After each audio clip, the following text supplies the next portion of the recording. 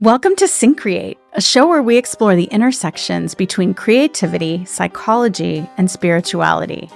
We believe everyone has the capacity to create. Our goal is to demystify the process and expand the boundaries of what it means to be creative. I'm Melinda Rothaus, and I help individuals and organizations bring their dreams and visions to life.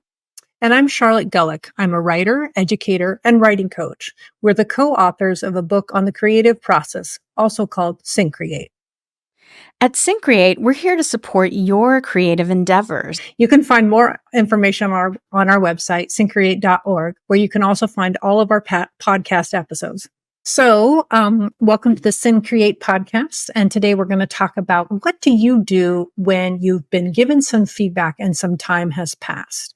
And since we talked about in previous shows how we really emphasize that feedback is an important part of our growth process and how we need to be careful with who we get feedback from and how we receive it, we want to talk a little bit more about what we do with feedback after a little bit of time has passed. Because we have negativity bias, the feedback that we've been given likely sits within us in a negative way. And that's also part of evolution because we pay attention to the negativity. We don't let the positivity rise to the forefront. And so sometimes when we've been given feedback on a project, we might start to feel bad about the project or feel bad about the feedback itself. And so one of the things that I suggest to people, and I have been known to do this myself, is, let's say I've written a chapter of something and I get some feedback on it. What I tend to do is look through it really quickly. And probably not when I was younger in the not best of circumstances, like in the car or even in the bathroom. When I'm after, like, what do people like it? What's bad about it? And then I wouldn't look at it again. And it would live in my head as this really like, oh, they said it wasn't any good, or they said they did this or that. And I have learned that I should be the place where I am when I receive the feedback should be a positive place where I'm taking some time and respecting the time and energy as you've talked about before, to be grateful for it and to be generous with myself as I'm receiving it. And then I have also been known, I've gotten feedback on a book proposal. And I remember standing up, I was in a coffee shop in Austin and it was like, thank you so much for the feedback. And then I stood up and I remember thinking, I guess I should give up on the whole project. Mm-hmm. And I had that feeling for about 5 minutes. And then by the time I got to the car, I realized, I just don't know how to fix it yet. Mm-hmm. So I needed the difference between this feedback means it's no good, or this feedback is you don't know how to solve the problem yet. Right. So I think this happens across all genres. And one of the things that we can do is to take some time away. Yeah. Did you want to jump in there? Yeah. So I think there's also a delicate balance because, any feedback that we get, unless it's from like random trolls or something, but any feedback that we actually solicit, even if it's hard to receive initially, just so important to keep in mind it's for the betterment of the work. And I'm thinking about, feedback I got on my first book and then on an academic journal article that was published, I think, last year. And in both cases, the feedback was very thoughtful and I knew it was going to make the work better. And it was like, oh man, I have a lot to do. Mm-hmm. You get to a place where you actually submit something and you're like, okay, I feel pretty good about this. Like I've worked on it a lot. And then you get feedback from other pairs of eyes, probably more experienced, in this case, like editors. And it's like, oh, okay, I need to go do a bunch more research, or okay, it takes time. It does take time. So there's this balance, right, between taking it in, how we take it in, stepping away for a little bit, and letting it kind of, percolate in the back of our mind without fixating on the negative, as you said. Mm-hmm. And then coming back and just kind of like, okay, how do I tackle this? Right. And things that I have done is like, I make a specific list. so then I can check things off. So I feel empowered because I've made it incremental progress that I can do. I also think that the constant movement for me, and I feel like this might be true for some other folks, is between audacity and humility. The audacity to say, I can write a brand new play, or I can make a new dance or write a new song, is like, yeah, you need that audacity to say you can do it. And then it's not going to be perfect on the first go. I'm so sorry. That's how it works.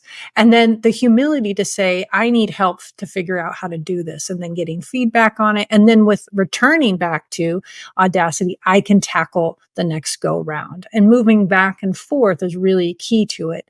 So one of the things that I suggest is taking a couple weeks and letting the feedback kind of metabolize, and then looking at it again. And then whatever your medium is, coming back and returning to that medium. So what I often do is with feedback is I'll sit down and read it again. And then I'm like, oh, this isn't as negative as I thought it was. Right. Or, oh, I can do this. I see what needs to happen now. Yeah. No. And I love that the thing about audacity and humility, because I just saw something this morning from Rick Rubin where he was saying, like, banish all self-doubt and proceed. Like we do kind of have to have that audacity in order to put something out there. Right. And then, yeah, the humility of like, oh, but this can be improved. It can be improved. And I'm the one that can do it. And I think for me, balancing feedback with how I feel beholden to the project. Yeah. Why did I get started? Kind of return to your mission around it. Yeah. This can be helpful too. So I want to ask you a question. So when you're giving feedback, to students or, fellow writers or whatever, like, how do you approach it? Like, I know, for example, you've, done some work reviewing manuscripts for various, contexts. How do you go about it? Well, I think that, first of all is, I ask myself, what was this person trying to do? And how do I understand what they're trying to do? And if I do, this is where I think where it's working, and this is what I think they can do to get there. And they say that a really good mentor is someone who stands alongside you and points the direction that you're trying to go. Yeah. And I love that image because it's a shared, it's a collaborative, it's not hierarchical. Yeah. So what is this person trying to do? Do I think I get it, what they're trying to do? If I have the opportunity to ask them, why is this important to you? Because I've had people make comments about my work and not ask why something was important. And this is what I think you're doing well, because I think that's important. And then as specific as I can, line out what it is that could be improved. And then I also say, if I were in your shoes, I give kind of a tackle plan. Like, here's one way you can approach it, or here's another way that you can approach it. Yeah. So, how about for you? How do you? I love that. Well, what that brings up for me, a couple things is, like, when I give feedback to people on writing specifically, I often say, okay, well, here are my thoughts, and ultimately, this is your work. You get to decide what feels helpful, what's constructive, and what's maybe just not landing for you. And like they say in AA, take what's helpful and leave the rest. Ultimately, you are the author of the work, or the composer, or the designer, or whatever it is. And I think it's important to be able to receive and take in feedback, and recognize the ways that it can be improved. And then also to say, well, no, I'm not sure that person actually really understood what I was going for here, or I'm not sure if that's really resonating for me. And that's okay too, right? So you don't have to take and incorporate and deal with like every single piece of feedback, but you get to use your discernment in receiving it. And then another piece is, when we teach contemplative photography, we're not like judging or critiquing the work particularly. We have people go out on an assignment. We give them an assignment, whether it's like, color or light and shadow or pattern, texture, whatever it might be. And, they're just focusing on this one element of the visual field. And then, coming back, we take a look at the photos. And the question we ask is, what did you see? Mm-hmm. And is the image that you're sharing, does it convey what you saw? Can we feel it as we're looking at? Do we see what you saw? So it's not like this is good, this is bad, but does it convey what caught your eye? So I think that circles back onto like the desire to be known. And yeah. do other people see and experience the world in the way that I am, and to be known, and that this is what they're conveying. It's like the gap. I think about like, I get a vision. You were talking about this in a previous episode. I got a vision for what's possible, but what do I have to work with? Letters. Yeah, like, right. the medium itself is inherently disappointing to what we imagine is possible.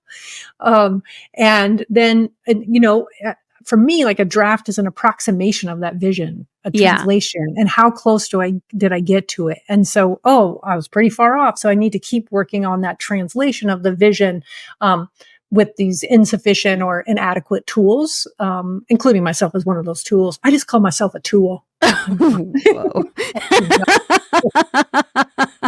I love that. But, that's the thing. The limitations are also, creativity is bred from constraints, they say, right? So the limitations also, they do confine, they create boundaries, but then that's where like the creative muscle, like there's this analogy of like gardening where, you don't want to like over coddle your plants because, and water them and give them everything they need all the time because you want them to grow roots and to find their own nutrients and, to become resilient. And it's the same, I think, with the creative work. Like sometimes we have these constraints or we can't quite realize our vision, and that's where we really have to get creative.